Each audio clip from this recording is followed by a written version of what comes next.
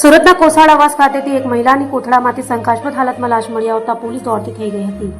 સુરતના અમરોલી કોસાડ વિસ્તારમાં કોથળામાં બંધ મહિલાની લાશ મળતા ચકચાર મચી ગઈ છે. કોસાડ આવાસમાં સુરત મહાનગરપાલિકાના કર્મચારીઓ દ્વારા નિયમિત સાફ સફાઈ દરમિયાન એક શંકાસ્પદ કોથળો જોવા મળ્યો હતો, જેને લઈ કોથળો ખોલતા અંદરથી આશરે 57 વર્ષની મહિલા હમીદા ખાતુનની લાશ મળી આવતા સમગ્ર વિસ્તારમાં હડકંપ મચી ગયો હતો, જેને લઈ આ ઘટનાની જાણ પોલીસ કંટ્રોલ રૂમને કરતા જ તાત્કાલિક અમરોલી પોલીસનો કાફલો તાત્કાલિક ઘટના સ્થળે પહોંચી ગયો હતો અને પોલીસે વિસ્તારને કોર્ડન કરી તપાસ શરૂ કરી છે અને હાલ ઉચ્ચ કક્ષાના અધિકારીઓ પણ ઘટના સ્થળે પહોંચી તપાસનો ધમધમાટ શરૂ કર્યો છે.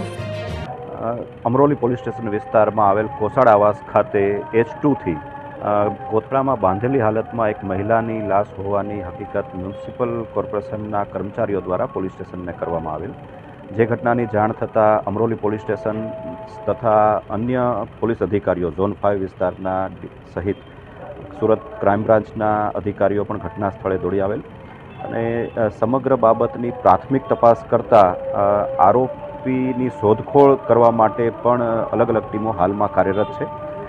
મૃતકની ઓળખ કરવામાં આવેલ છે. મૃતક 57 વર્ષની મહિલા છે અને કોસાડ આવાસમાં જ A2 બ્લોકમાં રહેતી હોવાની હકીકત જણાયેલ છે.